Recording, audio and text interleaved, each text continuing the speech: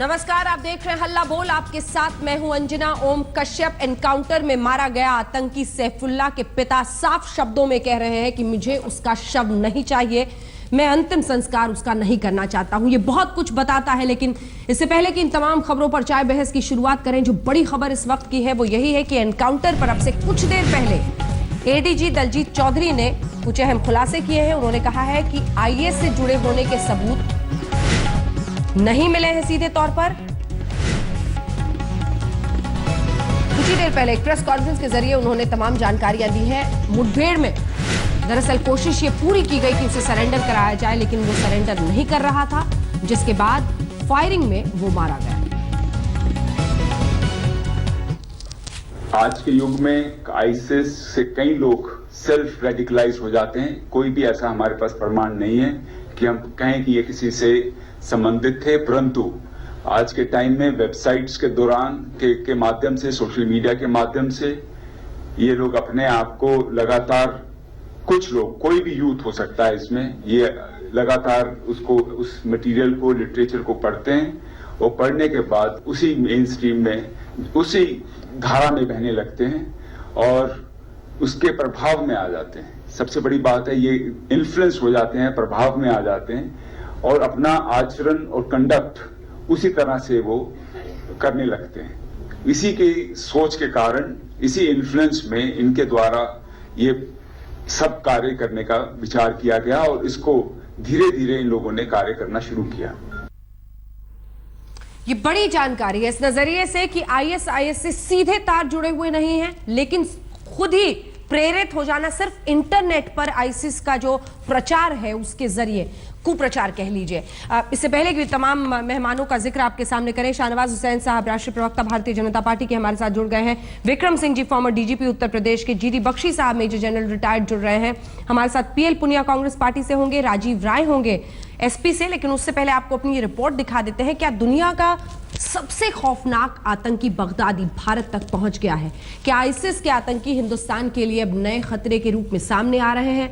मध्य प्रदेश में ट्रेन में हुए ब्लास्ट, लखनऊ में एक आतंकी का एनकाउंटर, इसके बाद सुरक्षा को लेकर जो खतरे सामने आए हैं उस पर हल्ला बोल में आज हम बड़ी बहस करेंगे। देखिए रिपोर्ट।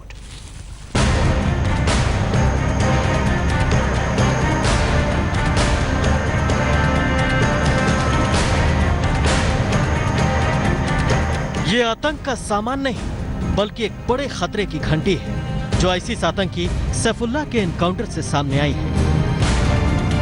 बगदादी के आतंकी फौज का झंडा, भारतीय रेलवे नेटवर्क का नक्शा, चाकू, पिस्तौल, कारतूस समेत आतंक के ढेरों सामान जो 11 घंटे लंबे चले एनकाउंटर के बाद लखनऊ के ठाकुरगंज में सैफुल्लाह के कमरे से मिले हैं। यूपी पुलिस का दावा है कि इंटरनेट के जरिए सैफुल्लाह बगदादी का लड़ाका बन गया। ये लोग लगातार जो सोशल मीडिया पर जो वेबसाइट्स अवेलेबल हैं उनको लगातार ये पढ़ते थे और उससे ये लोग गाइड होते थे, रेडिकलाइज्ड होते थे, इंडोक्ट्रिनेट होते थे। उनको इन्होंने अपने जीवन में धारण कर लिया और उसी राह पर ये लोग चलने लगे। सैफुल्लाह तक यूपी पुलिस मंगलवार को भोपाल उज्जैन पैसेंजर ट्रेन में हुए धमाके का सुराग तलाशते हुए पहुंची थी। इस धमाके को हिंदुस्तान में आईसिस का पहला आतंकी हमला माना जा रहा है। इस धमाके के सिलसिले में मध्य प्रदेश से 3, कानपुर से 2, इटावा से 1 संदिग्ध पकड़ा गया था। जांच एजेंसियों के मुताबिक बगदादी के इस नेटवर्क में कुल 13 आतंकी थे, जिसमें 6 आतंकी अभी भी फरार हैं। ट्रेन में धमाका करने से पहले आतंकियों ने बम की तस्वीर खींचकर उसे सीरिया में बैठे अपने आका को भेजा था। आतंकी आईएस से जुड़े हुए थे। घटना के बाद इन्होंने बैग का फोटो सोशल मीडिया के माध्यम से अपने हैंडलर के लिए भी अपलोड किया था, सोशल मीडिया में डाला था। इस पूरे घटनाक्रम से कुछ खतरनाक संकेत सामने आए हैं। आतंकियों ने ट्रेन में ब्लास्ट को अंजाम दिया। सैफुल्लाह के कमरे से भी रेलवे नेटवर्क का नक्शा मिला। तो क्या सुरक्षा दृष्टि से कमजोर भारतीय रेलवे आईसिस आतंकियों के लिए टारगेट नंबर 1 है? चाहे बिहार के घोड़ा सहन में रेलवे ट्रैक पर बम रखने का मामला हो या कानपुर में हादसा, इसके पीछे आतंकी साजिश का एंगल सामने आया है। खतरा नंबर 2, क्या होम ग्रोन टेररिस्ट यानी घर बैठे इंटरनेट पर प्रशिक्षित होने वाले आतंकी हिंदुस्तान के लिए नया खतरा है? बगदादी की जिस ताजा नेटवर्क का खुलासा हुआ है उसके बारे में अब तक जो जानकारी मिली है उसके मुताबिक वो घर बैठे इंटरनेट के जरिए आतंकवाद की तरफ गुमराह हुए। तो क्या बगदादी के इस आतंकी फौज का अगला चेहरा लोन वुल्फ अटैक यानी भीड़ में अकेले हमलावर के हमले के रूप में आ सकता है, जिसका अंदेशा खुफिया एजेंसियां जता चुकी हैं? लखनऊ से मौसमी सिंह और शिवेंद्र श्रीवास्तव के साथ आज तक ब्यूरो। तो अब सियासत भी इस पूरे मुद्दे पर। सभी खास मेहमान हमारे साथ जुड़ गए हैं। शाहनवाज हुसैन साहब, सबसे पहले आप ही के पास आते हुए, यूपी नर्सरी है आतंकवाद का। अब सवाल तो यह है कि अब तक जम्मू कश्मीर के आतंकी संगठन होते थे, लेकिन अब अलग अलग जगहों और आईसिस से प्रेरणा लेकर ये लड़के हिंदुस्तान में आतंकी बनकर इस तरह के वारदातों को अंजाम दे रहे हैं। क्या कहिएगा? नहीं, देखिए, ये बहुत चिंता का विषय है जिस तरह मध्य प्रदेश से लेकर उत्तर प्रदेश में आतंकियों ने ये घटना की है। दूसरी बात जो चाको साहब कह रहे हैं, इलेक्शन ईव में कांग्रेस भूल जाती है कि उसके नेता राजीव गांधी जी इलेक्शन रैली के दौरान ही आतंक की घटना के शिकार हुए। किस तरह इस तरह का स्टेटमेंट दे सकते हैं? आतंकी के जो पिता हैं वो कहते हैं मैं शव नहीं लूंगा, संस्कार उसका तदफीन नहीं करूंगा, लेकिन कांग्रेस हर बात पर सवाल क्यों उठाती है? उनके परिवार के लोग मान रहे हैं कि वो आतंकी था, IS से रिश्ता था, उसको लेकर वो परिवार के लोग अपने बेटे से नाराज हैं। लेकिन ये कैसे लोग हैं जो उनके गार्जियन की तरह बयान देते हैं? कभी सर्जिकल स्ट्राइक होगी तो सवाल उठा देंगे, कोई इनकाउंटर होगा तो सवाल उठा देंगे। बटला इनकाउंटर हुआ तो दिग्विजय सिंह जी ने कहा कि सोनिया जी सोई नहीं, उनके आंख में आंसू थे।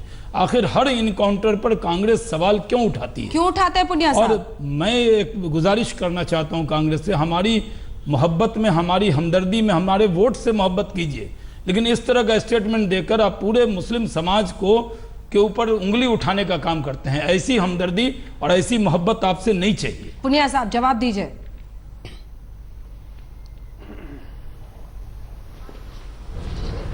देखिए, कांग्रेस पार्टी हमेशा आतंकवाद के खिलाफ रही है, हमेशा आवाज उठाती रही है।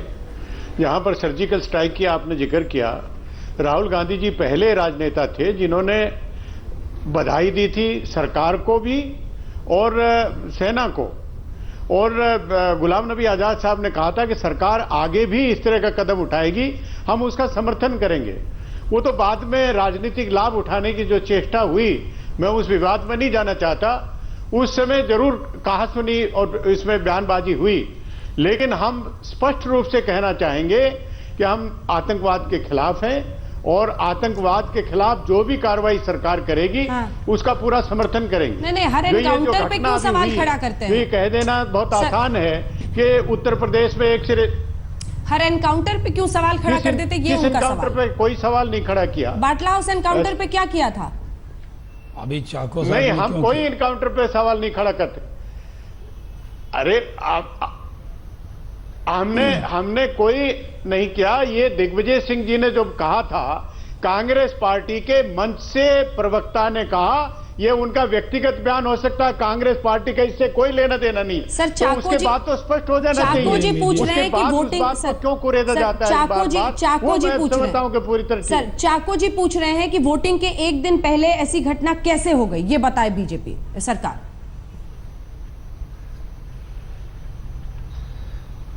देखिए, ये उनका विचार है कि इलेक्शन हो रहे हैं, प्राइम मिनिस्टर है, सभी नेता हैं, फिर भी ये घटना हो रही है कि क्या कोई इस तरह का कोई इससे लिंकेज तो नहीं है, क्या उस तरफ तो नहीं इनका बढ़ाव था? लेकिन इस घटना में तो बहुत स्पष्ट है कि उज्जैन में जो ब्लास्ट हुआ, उस ब्लास्ट से संबंधित ये लोग थे।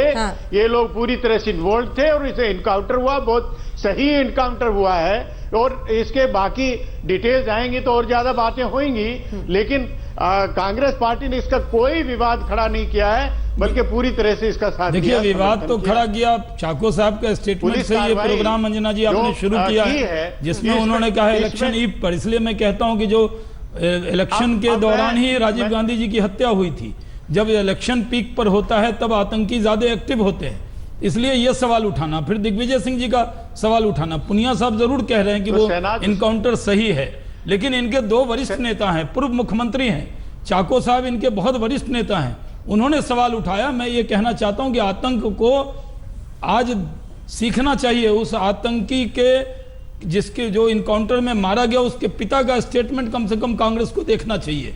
कांग्रेस को हर विषय पर, हर इनकाउंटर पर सवाल नहीं उठाना चाहिए। ये बहुत दुखद है, इसके लिए कांग्रेस को क्षमा मांगनी चाहिए।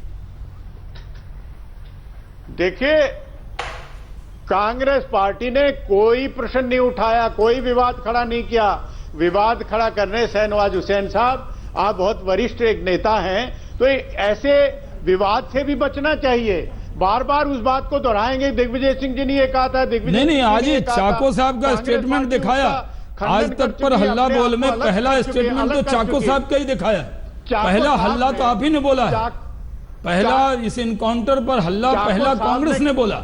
मेरा कहना है कि उनके पिताजी का स्टेटमेंट देखिए और कांग्रेस के नेता का स्टेटमेंट देखिए। उनके पिताजी को जो मारा गया सैफुल्लाह, उसके पिता को कोई हमदर्दी नहीं उससे, लेकिन कांग्रेस के नेता पीसी चाको को या दिग्विजय सिंह जी को क्यों हमदर्दी है, ये देश जानना चाहता है। चाको साहब का बयान अगर सुनेंगे, उसमें तो कोई हमदर्दी की बात नहीं की। उन्होंने सिर्फ ये कहा है कि चुनाव के दौरान में ये घटनाएं हो रही हैं, इसका क्या केवल उतना कहा। यही तो प्रश्न चिन्ह है। इनकाउंटर के बारे में, उसकी मेरिट के बारे में, उसके औचित्य के बारे में नहीं। चाको साहब का बयान, चाको साहब का बयान ध्यान से सुनिए पुनिया साहब, उन्होंने बहुत गंभीर सवाल उठाए हैं। चाको जी का बयान भी हमने सुना दिया, और अब उस आतंकी सैफुल्लाह के पिता ने क्या कहा है, जरा वो भी सुना देते हैं, आप भी सुनिए। इतना नाराज है उनसे कि हमने कभी उनसे बात नहीं की, और इतना नाराज के समझिए कि फिर हमने उनकी लाश तक लेना मंडिया। मैं अफसोस सिर्फ इस बात का है कि ये काम गलत किया उन्होंने, ये बात। और आप हमारे चेहरे से अंदाज़ा लगा सकते हैं कि जिसका बेटा की डेथ हो गई हो, उसके चेहरे में फ़र्क होगा। आपने हमारे चेहरे से अंदाज़ा लगा होगा कि जो देश हित के खिलाफ हो, हम उसको पसंद नहीं करते। बड़ी मेहनत से, ईमानदारी से पाला आपने उसको। ये पिता हैं, वो कह रहे हैं कि शव लेने को तैयार नहीं है, और इसीलिए सवाल यही है कि पूरी तरह से विरोध, लेकिन उसके बावजूद ये लड़का आतंकी बन गया और इस तरह की वारदातों को अंजाम दे रहा था। मैं अब आप सभी के पास आना चाहती हूँ। विक्रम सिंह साहब, आपके पास आकर जल्दी से एक रिएक्शन, जिसके बाद जीडी बख्शी जी। ये परेशानी बहुत बड़ी है। हालांकि कुछ ही देर पहले एडीजी लॉ एंड ऑर्डर ने ये जानकारी दी है कि वो प्रेरणा लेकर इंटरनेट पर वही लोन वुल्फ जो असर हम देखते हैं ऐसे लड़कों पर, वो करके ये आतंकी बना। आईसिस से सीधे जुड़े हुए तार नहीं दिख रहे, लेकिन ये कितना बड़ा खतरा अपने आप में, विक्रम सिंह जी। अंजना जी, ये बहुत बड़ा खतरा है, और इसमें टैलेंट स्काउट्स होते हैं इंटरनेट के ऊपर, जो इस प्रकार के लोगों के ऊपर प्रीडेटरी तरीके से इनको हमवार करते हैं, ब्रेन वॉश करते हैं, रेडिकलाइज करते हैं, और उसके बाद इनको मनमाने तरीके से ब्रेन वॉश होने के बाद, रेडिकलाइज होने के बाद, मनमाने तरीके से मैनिपुलेट करके इनको लोन वुल्व्स कलेक्टिवली या अन केन प्रकारेण इनसे उग्रवादी गतिविधियां और इस प्रकार की हिंसक वारदातें कराते हैं। ये एक बहुत बड़ा खतरा है, और केवल भारत में नहीं, पूरे विश्व में ये बहुत बड़ा खतरा है। ये अमेरिका में भी है, इंग्लैंड में भी है, फ्रांस में भी है, और ऐसा देश ढूंढना मुश्किल है जहां पर यह समस्या नहीं है। तो इंटरनेट की मॉनिटरिंग, इसके अलावा डी रेडिकलाइजेशन, जो कि एक बहुत अच्छा एक्सपेरिमेंट है। जी, बहुत महत्वपूर्ण है सर। मैं आऊंगी, ब्रेक पर जाने का वक्त हो रहा है, लेकिन जीडी बख्शी जी, एक रिएक्शन आपसे। 10-10 देश हैं जो आईसिस से लड़ रहे हैं इस वक्त, और ऐसे में आईसिस का प्रभाव हिंदुस्तान तक आना, ये अपने आप में बहुत ही खतरे की बात।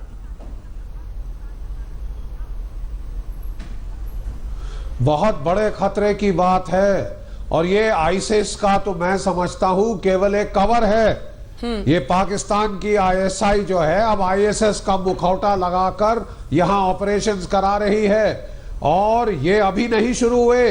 पिछले साल आपके 2 बड़े ब्लास्ट हुए हैं, एक कानपुर में जिसमें हमारे 150 भारतीय शहीद नागरिक बेचारे शहीद हुए, 200 घायल हुए, वो तो मुंबई 26/11 के बराबर है।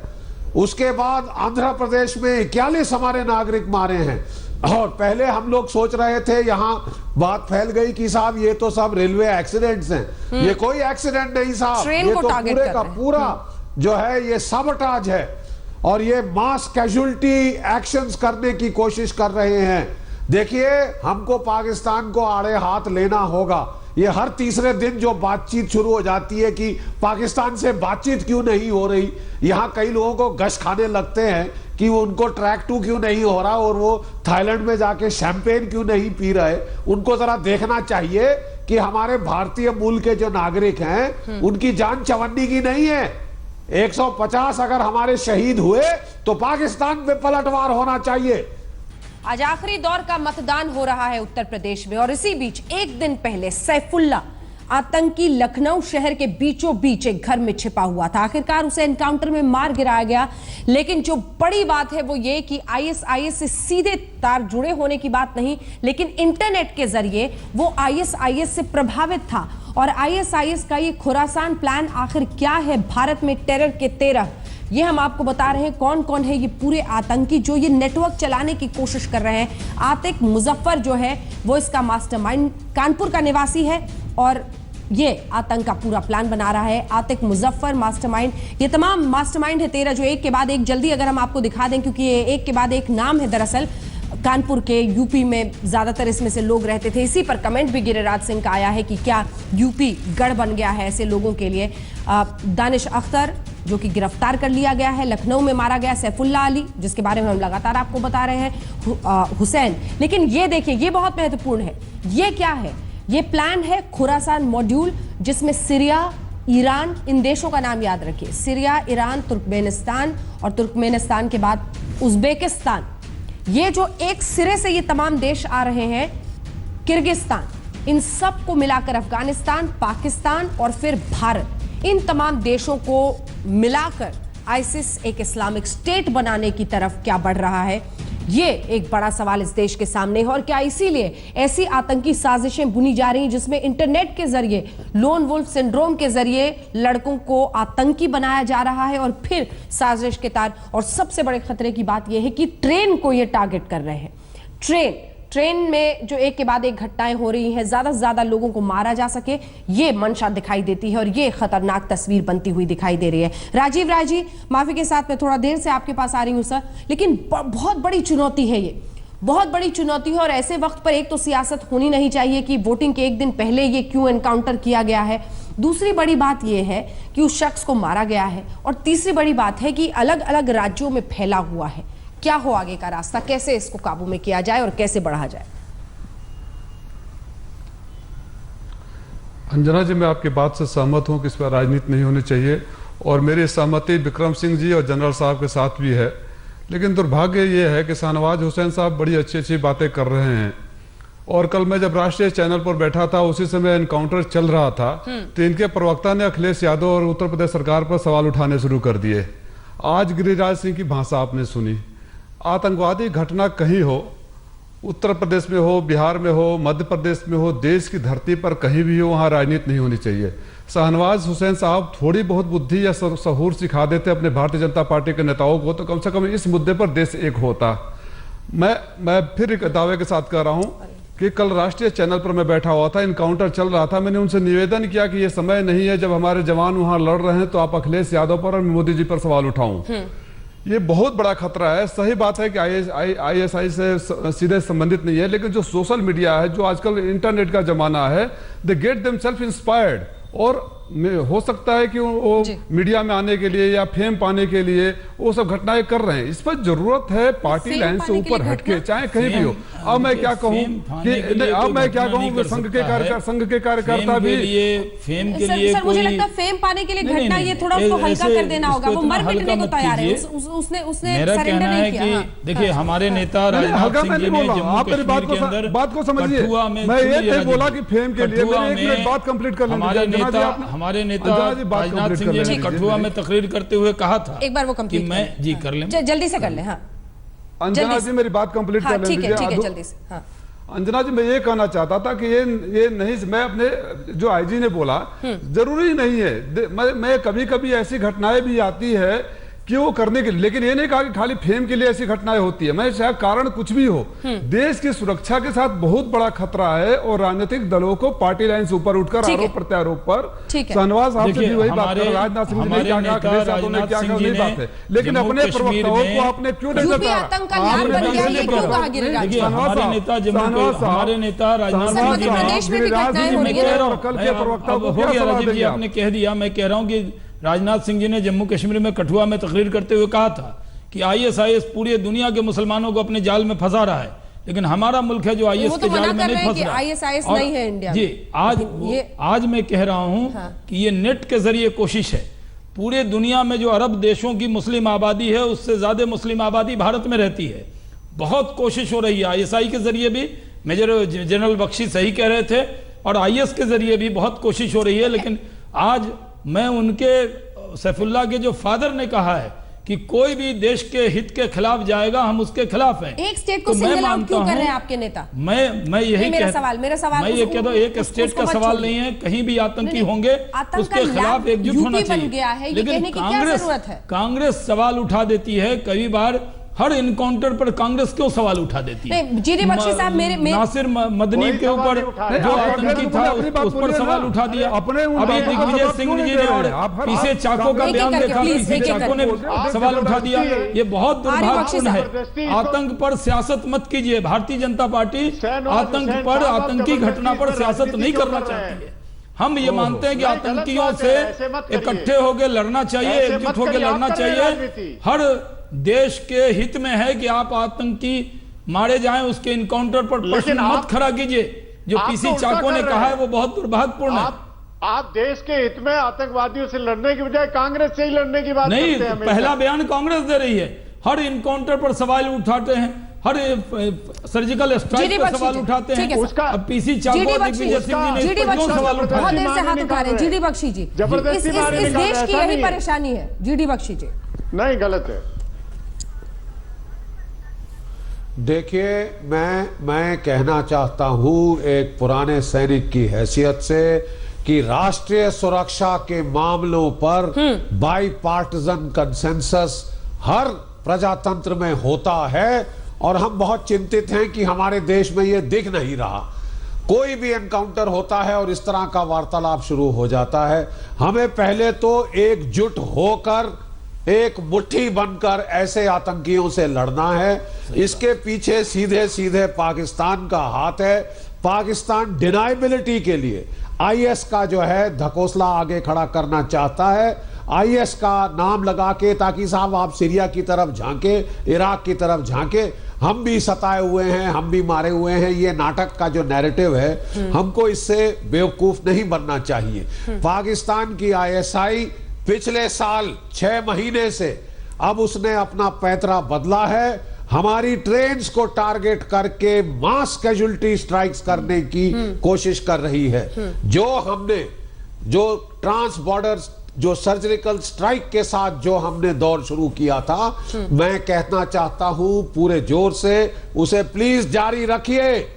जब भी यहां पे कोई हमारा खून गिराता है भारतीय नागरिकों का बेवजह, उसका पलटवार, उसका अंजाम एलसी और इंटरनेशनल बॉर्डर के पार दिनों के अंदर मिल जाना चाहिए।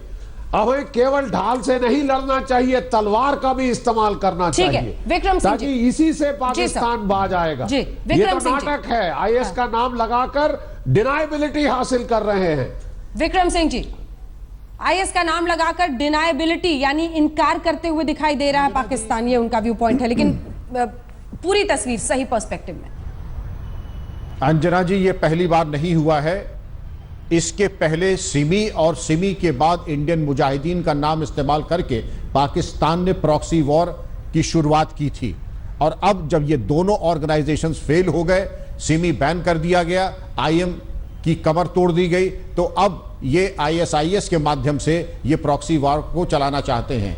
लेकिन अगर राष्ट्र एकजुट हो, और उसमें जैसा कि जनरल साहब ने फरमाया कि आई में विन और lose, my country should not lose, सबको एकजुट होकर के एक राष्ट्र के रूप में एक प्रत्युत्तर देना चाहिए। लेकिन एक विषय जिस पर मैं एक छोटा कमेंट आपसे चाहती हूं सर, विक्रम जी, एक कमेंट मैं आपसे चाहती हूं, क्योंकि बीते दिन कहा गया कि आईएसआईएस से लिंक है, और यही तमाम जानकारी दी जा रही थी एटीएस यूपी की भी तरफ से, यूपी एटीएस और एडीजी लॉ एंड ऑर्डर। आज वो कह रहे हैं कि इंटरनेट से प्रभावित होकर आईएसआईएस से प्रेरित होकर ये कर रहे थे। जल्दबाजी कर दी थी क्या?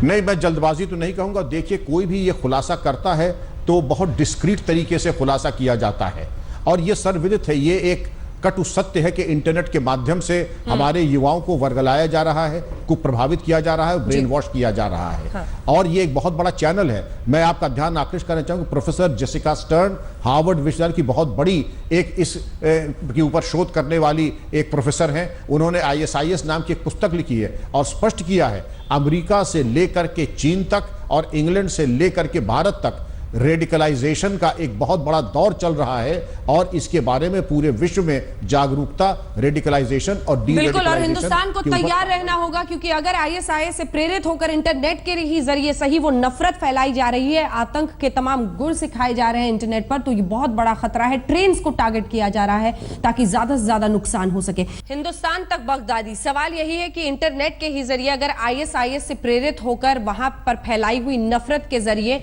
पूरा ये ऑपरेशंस को अंजाम दिया जा रहा है, क्योंकि इससे पहले जानकारी तो आई ही कि इंदौर में जो ट्रेन धमाका हुआ था, पाइप बॉम्ब की तस्वीर पहले सीरिया भेजी गई थी। ये सब कुछ बहुत सारे गंभीर इशारे कर रहा है दरअसल। और इस बार मैं चाहती हूँ क्विक कंक्लूडिंग कमेंट सबसे हो। जीडी बख्शी जी, आपसे शुरू करते हुए, क्योंकि इन कड़ियों को जोड़कर देखें तो तस्वीर बड़ी भयावह दिख रही है। आपका कहना है पाकिस्तान पर फोकस, लेकिन उसी के साथ क्या ISIS की भी आहट है?